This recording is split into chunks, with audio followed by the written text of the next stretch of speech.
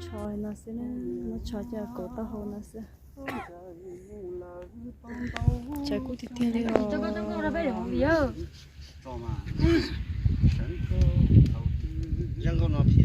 trái chỉ cú ship bao nhiêu thay một vị trí cứ thịt tiền đi rồi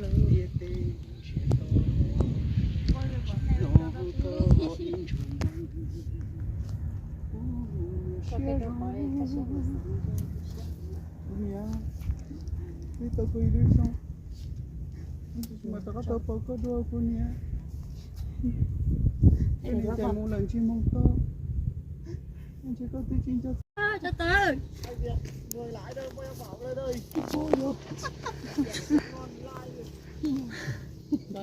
tại đi, mày chín khẩu đi, dạo khẩu đi, xí món nó của xe ôi giờ đây luôn rồi còn cái này ồ lúc qua hai ném mình của chị giờ có hai anh ngồi chờ em sao vậy cô giờ bác cứ xuôi cho tôi tí nó có một mà, chúng ta sẽ tiếp có một,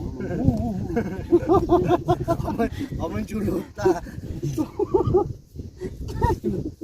không để cho cái tôi kiểu còn mà có nó thôi rồi ô nó bị tu chẳng ông bòn tu nó nạt nó lên đấy,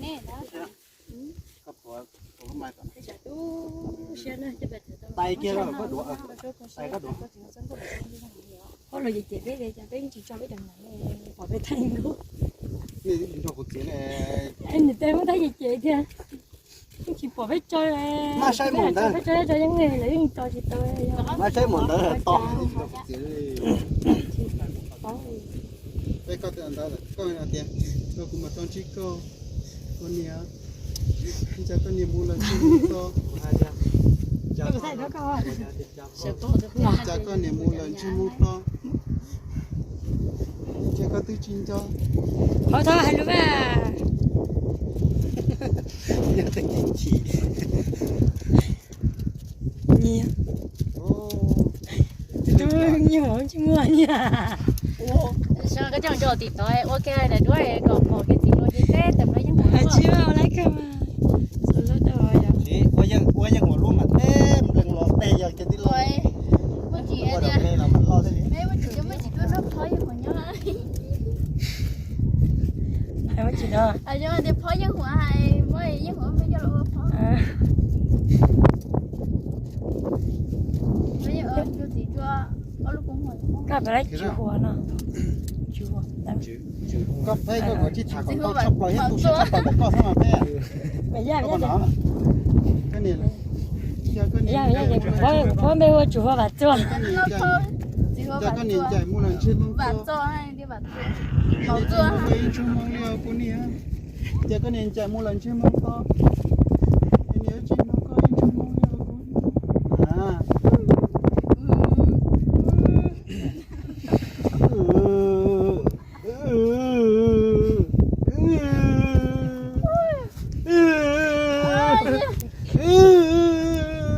bây giờ anh đi bây giờ xem này nó có phơi mấy hoa để chịu hoa bát cho này bây giờ lớp thôi chỉ có bát cho thì tôi nữa nó chỉ có lớp thôi bát cho những cái này thì chỉ có lớp thôi bát cho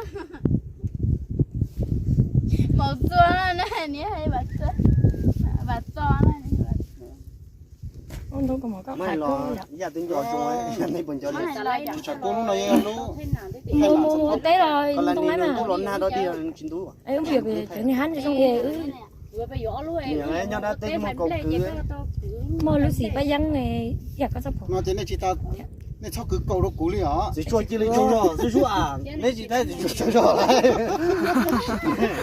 cho rồi đấy, bà đi gì bỏ bà thép là trẻ chú đấy, chở mua tròn trái giang à, là trái này nó tôi lần coi chở mua tròn trái giang rồi, ok, nó có cái chiếc vàng tuổi đâu nữa, ôi nó chỉ cho mình nói cái này tại có nhóm thằng nó, cái thân nào mà có nhóm thằng nó, cái thân nhóm biển số nó, nhớ, tại có số thiếu mà hàng à. Nó mai chơi tua, ok, tao lại phải đều, yêu mê,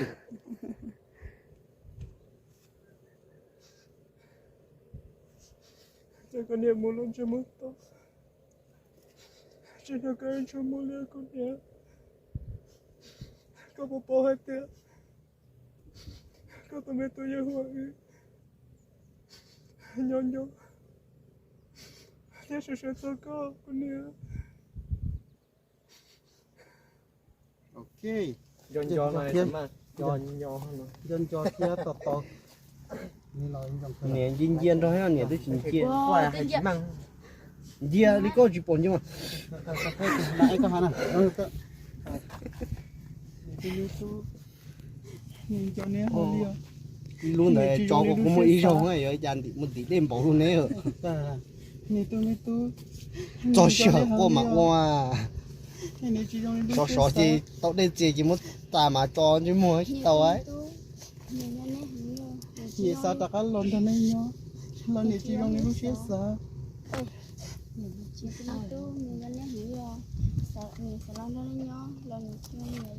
Sao ta cá lon thân này nhá li tàu u. Nhiều ôn chút pin cho nên nhau đừng có Lon bỏ nè xem chỉ một. trong lúc chết sao? Hai chị họ bảo tôi liang cho. Sao thế? Nè tu. Nè cho nè hàng liêu. Nè sao ta cá lon thân này nhá. Lon nè chỉ trong lúc chết sao? Nhà tôi mi tú nhìn thấy hàng liang. Thì chỉ trong lúc xếp xả nó cái còn thật đây.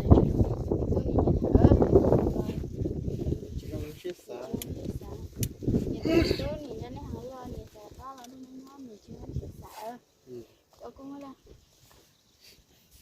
cũng mua lọc bắp bê đi Tao tao cái nè, thoát. Nè chỉ trong lúc chết sao? chắc cũng mua tàu bút tàu chăn chửi ha Nè tu mê tu. Nè chỉ trong chết sao nhưng mà có thiệt giờ thì như tu mình nhà nè. Bên chỉ một cô kia đó.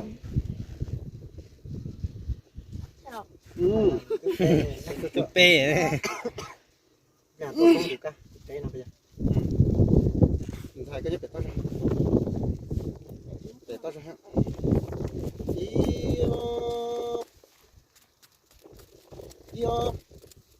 Bê.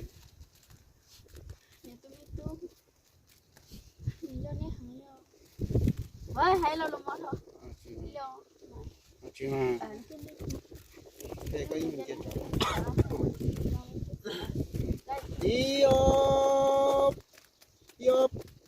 Bê.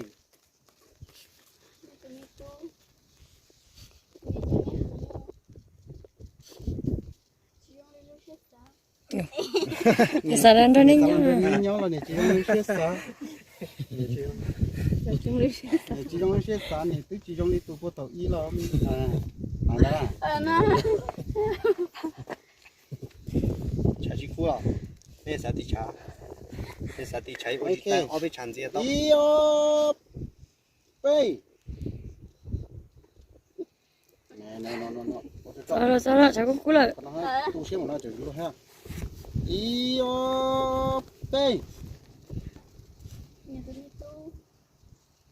Nhìn cho nó hàng liang. Nhà sẽ được có lần nữa. Lần này chỉ dùng lúc chết sao này.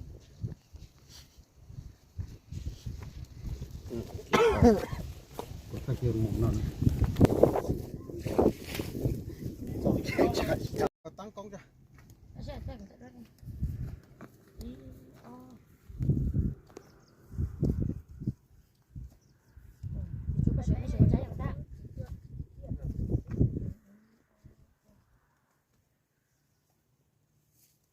Đây nãy lò tỏ nó xem mà. Lúc mà nó thì liền chín thì con nè lo cho nó hết thì con nè tao con tài xem mà.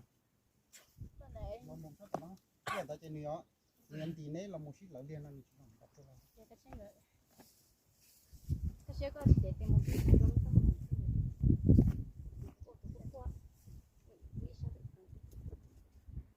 Chị. đó Nên là tổ luôn. Tổ mà. chỉ có tí thôi. Đi câu trong cái cho. Đi câu trong cái cho.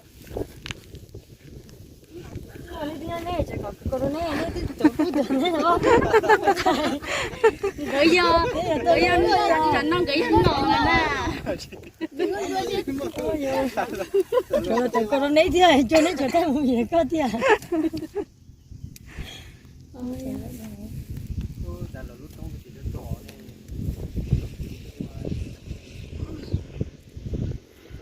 Một lúc tí như nó có người nào vậy? Nó chỉ là một cái cái ấy. Lúc tiên tăng rút xiết tí mà.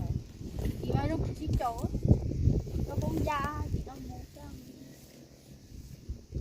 Bây giờ nó chỉ muốn chám mà chúng có tiêu vậy nào. Để cho nó cũng ra là chúng có tiền. rồi mà đến lo Có tôi xưa những cái quả xuân nó gió. Đó để chi mà chẳng sáng chế có lý ở đâu cho chị đúng là con trai rồi là số nó cũng ra kỹ chẳng năng cái chứ chúng nữa cô hỏi lót là mà chỉ trong đó hao cô hỏi luôn là á cô hỏi luôn à chị mình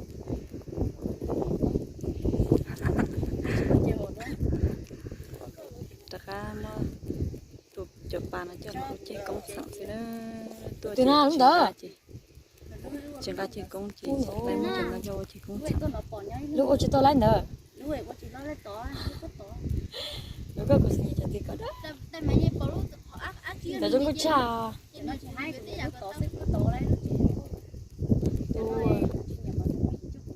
ồ lúc tỏ thì có chơi tí lâu mà để chúng nó chơi chúng chơi thì có tí chỉ cho tôi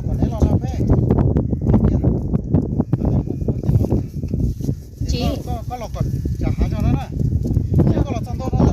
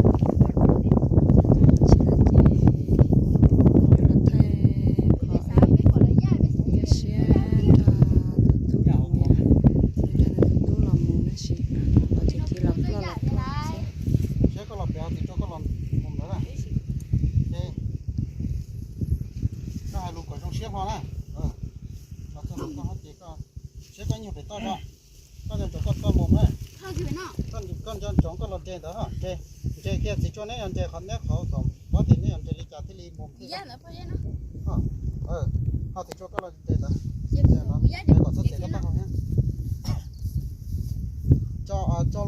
cho lúc mai trên đấy hả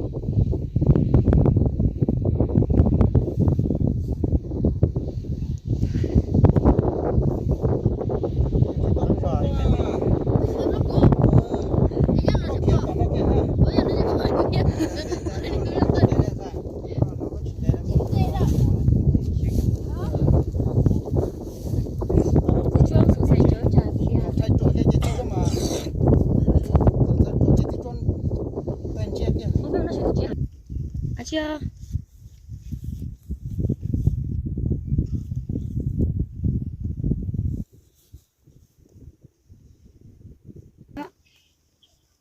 hai tí mồm sẽ ấy ô kia Kunia. Kunia. Kunia. bên sai có lo kia thì cho nó đặt ở phía ở đây là một rồi thì cho có đặt ngân rồi có mồm được ta có đặt ăn số một khỏa nữa tụi này phải lấy lá thì cho đi ra đây IOP IOP hai lút đó IOP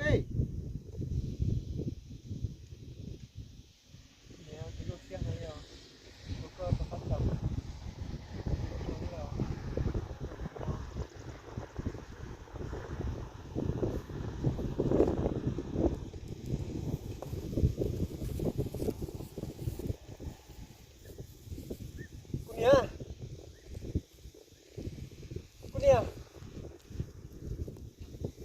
Kunia.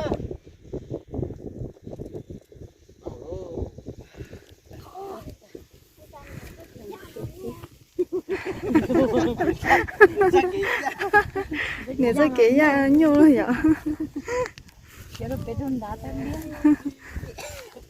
đi người ta kỹ ra nhau thì thế vậy cho cô thì thế gì đó kiểu đang nhốt thùng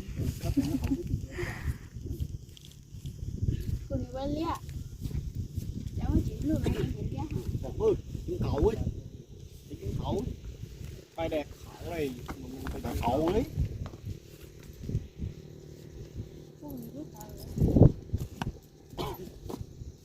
Nhỉ da chúng con nhỉ cũng tự ta sợ tàu dạ chị nhỉ chỉ tao chân đá nó còn nhỉ gian tao tí đâu mà lá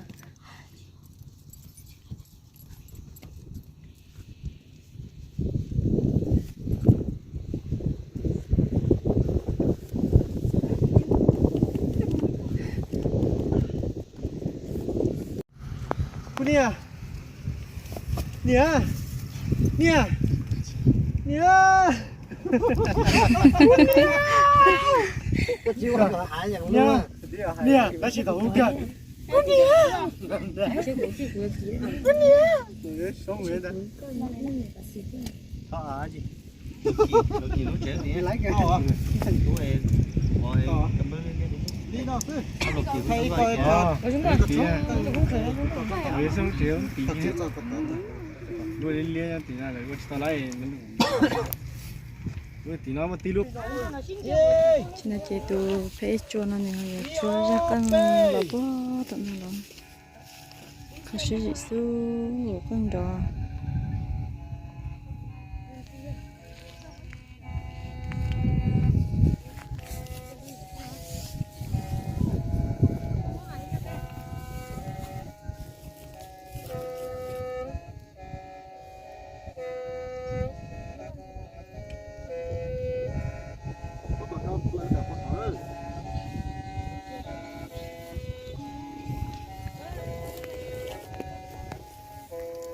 trong pun đã chỗ là nó đánh nó à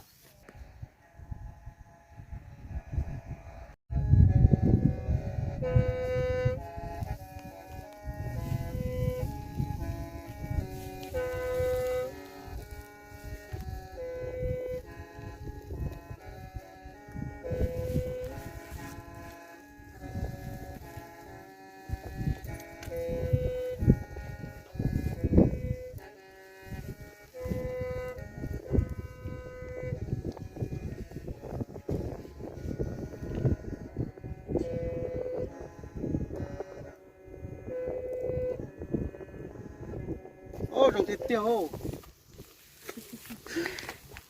sao thế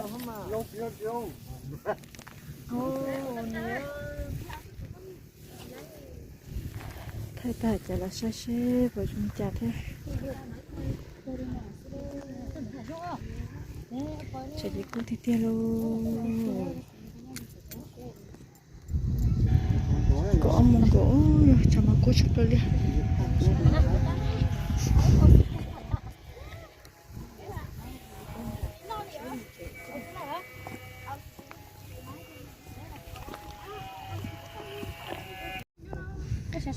nó chế thêm một vị thả lắm chế nhiều lắm một chế thế